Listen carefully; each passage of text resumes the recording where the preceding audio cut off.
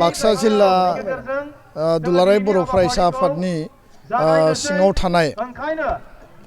नैबे उत्तर खारिजा बेनिफ्राय दिनै बाक्सा जिल्ला एबसुनि सिङाव जेसेबां ओनसोलफोर दङ बेखौ लानानै सानथामनि हाबाफारि दिनै 11, 12, 13 दुलाराय बर' फरायसा आफादनि सुबुं सांग्रांथि रेलिया दिनै बेयाव जागोन आरो बे सानथामनि हाबाफारियाव गासै 33 जि दखरा दङ बेखौ कभार खालामनानै गासै बर' गामि बर' ओनसोलखौ जोङो माने हाबलांनो नाजागोन आरो गेजेर गेजेर जोंहा मेल दङ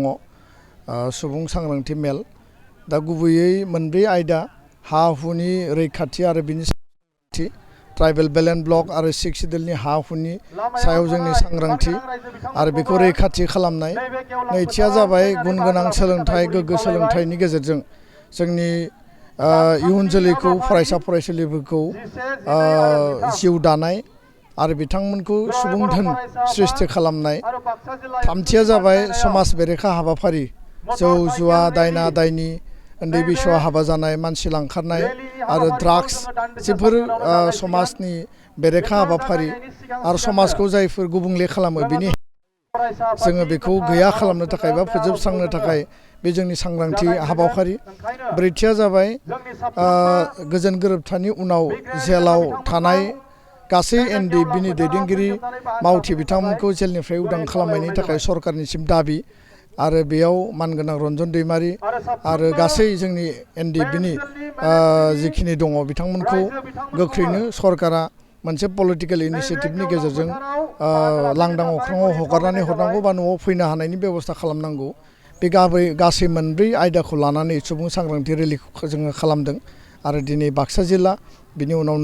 नेक्स्ट जों उदालगुरि जिल्लायाव खालामगोन 21 आरो 22 नभेम्बराव बिनि उनाव गुबुन गुबुन जिल्लायाव बे कन्टिनिउ जागोन दा बेखायनो रायजो राजाखौ आङो खावलायबाय जिल्लानि सिङाव जेसेबां ओनसोलखौ जोङो कभार खालामगोन रायजोफ्रा जाहाथे जोंखौ बजबनानै लागोन आरो बयबो बे रेलिखौ मदद खालामगोन आं बेनिखायनो रायजो राजानिसिम बे खावलायनायखौ आङो लाखिबाय गोजोन्थों नाथाय माखासे रायनायनि खामानिखौ अफिसियेलि कमिसना मावबाय थादों आरो पलिटिकेल लेभेलाव बेखौ मोनसे डिसिसन लानो थाखाय बा केबिनेट पर्यायनि डिसिसन लानो थाखाय दुलाराय बर' फरायसा आफादा सरकारखौ जोङो नारसिनबाय थादों आरो सावरायदों दा बिथांमोना खोब खम समनि गेजेरावनो सिमा बारायनायनि हाबाफारिखौ माने मावफुंनानै होगोन बे बाथ्राखौ जोंनो खोथा होदों दा बेखाय जों मोनसे समसिम नेदों आरो बेखौ जोङो लेट्स सी बिनि उनाव मा जायो आरो बे खामानिया जुदि टाइम बाउन्ड जायाब्ला बिनि अल्टारनेटिभ बिकल्प पन्था जोंनिफ्राय दुलाराय बर' फरायसा आफाद बर' रायजो राजाया लागोन दा बेखायनो जोङो बिनि सायाव नोजोर होबाय थादों आरो नेबाय थादों आरो मोनसे जोङो हप लानानै हाबा मावबाय थादों गभर्नमेन्टनि सायाव जोङो सोनारबाय गभर्नमेन्टआ मा खालामो जों गभर्नमेन्टनि एक्सन आरो इनिसिएटिभनि सायाव जोङो नेगोन मोनसे समसिम गोजोन्थों बाक्सा जिल्ला खख्लाबारि हजुआ सकनि के रडजों थांनाय लामायाव थानाय एमबी रिफाइनिं हाउसआव मबाइल ग्लास गावनायखौ गोरलैयैनो फाहामनो हानाय गोदान OCA मेसिन लानानै फैदों नोंथांमोना खम बेसेनावनो गाव गावनि मबाइल ग्लास बायनायखौ एमबी रिफाइनिं हाउसआव फाहामनो हागोन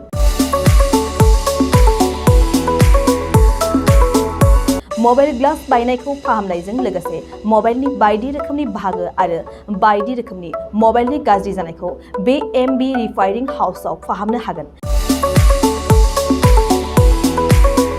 बायदि रोखोमनि mobile glass mobile temper mobile charge headphone pen drive memory आरो mobile battery computer mouse computer keyboard आरो मबाइलनि बायदि रोखोमनि बाहागोफोरखौ मोननो हागोन